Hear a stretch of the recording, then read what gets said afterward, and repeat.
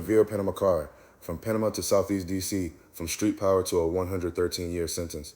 113 years. That was the number attached to Javier Panama-Card after a D.C. case built around drugs, revenge, murder, and a crew prosecutor said operated in Southeast Washington. But the story did not begin in a courtroom. It began far away from D.C., with a boy from Panama who says he entered the street life before most kids enter high school.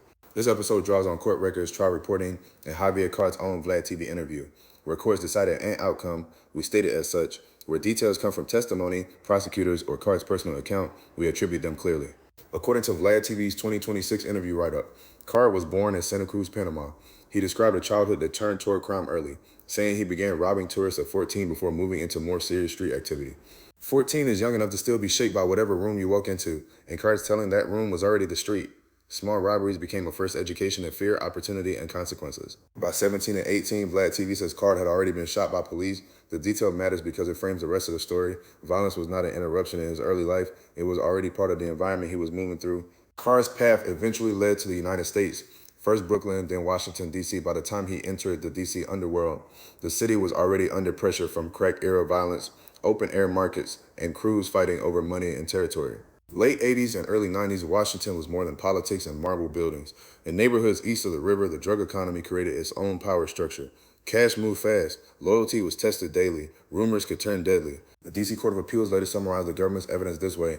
Throughout the 1980s and 90s, Card operated an illegal drug business with his partner James Murray in Southeast Washington. The Washington Post reported trial testimony that prosecutors described Card as heading a crack cocaine gang, moving up to 50 kilograms of cocaine a month. That allegation, if accepted, put the organization near the top tier of D.C. drug operations of the period. A number like 50 kilograms a month is not street corner language. It points to wholesale supply, trusted runners, stash locations, customers with cash, and enough fear around the organization to keep people quiet. Prosecutors were describing a machine, not a one-man hustle. One detail from the trial report gives the case's D.C. texture. Prosecutors said the group used the Dilly Den on Martin Luther King Jr. Avenue Southeast for processing cocaine, storing weapons, and wholesale drug transactions. That kind of location mattered. A lunch spot could look ordinary from the sidewalk, even useful to the neighborhood. But prosecutors allege it also sat inside a criminal infrastructure, close enough to everyday life that officers, customers, and crews could all pass through the same orbit. The case also reached into law enforcement. The Washington Post reported that D.C. police officer Fonda C. Moore was among the defendants and was accused of transporting weapons, sharing confidential police information, and participating in conspiracy allegations.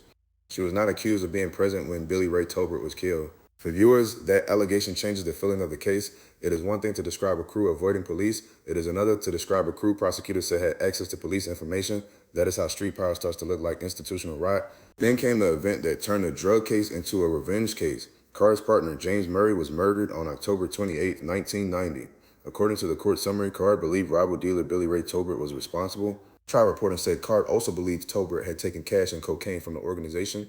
Whether suspicion was accurate or not, that was the fuel. In that world, money, product, and pride could all collapse into the same demand. Somebody had to answer. In the street economy, a death was rarely treated as an ending. It could become an order, a rumor, a test of leadership.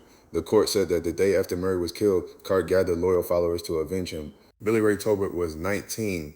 Court records identify him as the target Card and others believed was connected to Murray's killing. The facts that followed were later described in court, in testimony, and in appellate review. The D.C. Court of Appeals said Card and his cohorts lured Tolbert to a Southeast apartment. Once there, the court summarized that Tolbert was restrained and beaten before he attempted to escape through a closed second-story window. The Washington Post reported that James Crowley, who had pleaded guilty to second-degree murder and testified for the government, described the killing in court. For this episode, the point is not to linger on brutality. The point is what the testimony showed prosecutors arguing that revenge had become command structure. The appellate opinion listed witness after witness, people who said Card made admissions, people who said they saw planning, people who said guns were supplied, and people who described the night itself. The defense attacked credibility, which is often the center of cases built from insiders. That is the hard part of many organized crime trials. The people closest to the truth may also be people with their own crimes, deals, fears, and motives.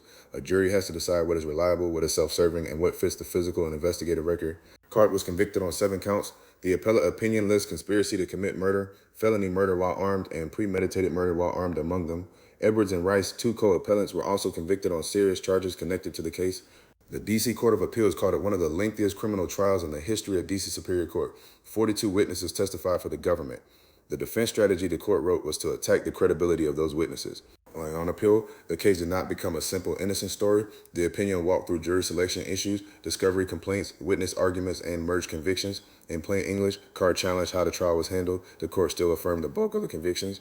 VladTV's later interview write-up frames Card's sentence as 113 years.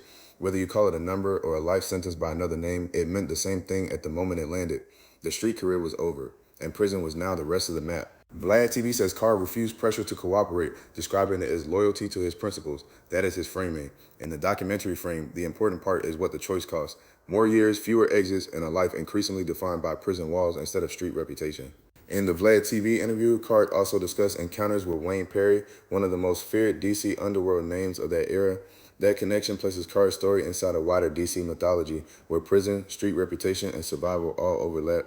VladTV says the interview explored prison politics and violent altercations behind bars, including a stabbing incident that left both men injured. We keep that broad here because the larger story is not the mechanics of violence. It is what decades inside do to a person who once believed power came from fear.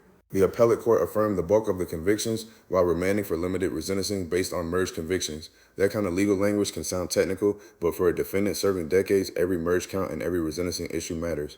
According to VladTV, a later plea deal reduced Card's sentence and led to deportation back to Panama. After years in the U.S. prison system, he returned to a country that was home by birth but no longer simple by experience.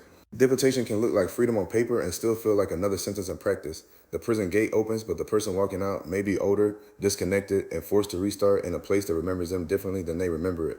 VladTV describes Card's post-release life as one of cultural shock and little reentry support, forcing him to rebuild. In the interview, he presents his story as a warning, not a victory lap, potential wasted, family support tested, and years that cannot be returned. This is not a ranking of who was toughest or who had the biggest name.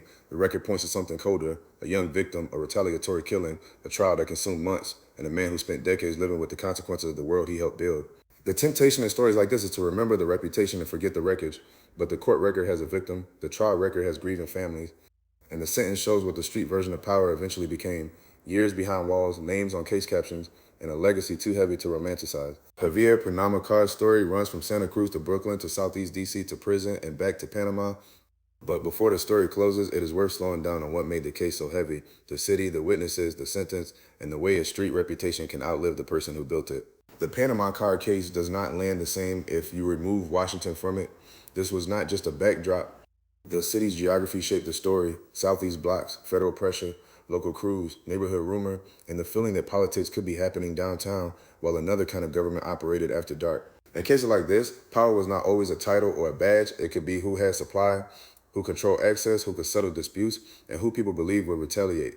That kind of authority is unstable because it has to keep proving itself. Every rumor becomes a challenge. Every loss becomes a test. The trial record also shows why organized crime cases are hard to explain cleanly. Prosecutors often need insiders, and insiders usually arrive with baggage. They may have plea deals, fear, grudges, or survival instincts. The defense points at all of that. Then the jury has to decide whether flawed people are still telling the truth. That is why the number of witnesses mattered. The appellate opinion did not describe a case built on one voice alone. It described a web of testimony, admissions, planning, weapons, movements, motives, and aftermath. The government wanted the jury to see a pattern. The defense wanted the jury to see unreliable narrators. A 113-year sentence is punishment, but it is also a message. It tells everyone watching that the court saw more than a single incident. It saw conspiracy, organization, retaliation, and murder while armed. Whether a person agrees with every count or every witness, the number itself was designed to end an era. The appeal mattered, but it did not wipe the slate clean. Courts can merge counts, correct sentencing issues, or send a narrow question back without changing the core story a jury accepted. That is the part casual retellings often miss. Legal wins can be real and still leave the central conviction standing. Years later, an interview can make a man feel present again. He can explain his childhood, his thinking, his loyalties, and what he believes prison changed. But the camera does not erase the record. The myth may soften with age, but the case file stays cold. Dates, counts, testimony, names, and a victim. There is another cost that rarely fits in the headline. Long sentences do not only remove defendants from the street, they remove fathers, sons, brothers, and providers from families, sometimes for generations. That does not excuse the crime. It shows the full blast radius of a life built around fear.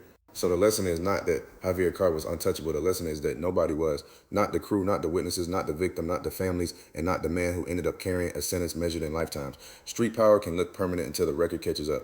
When the interview ends and the old headlines fade, the story leaves one question behind. What did the reputation actually buy? Decades disappeared. A young man lost his life. Families carried the damage. and the name Panama became a warning, not a crime. Subscribe for more CrimeTown TV. Billy Ray Tolbert lost his life in 1990. This has been CrimeTown TV.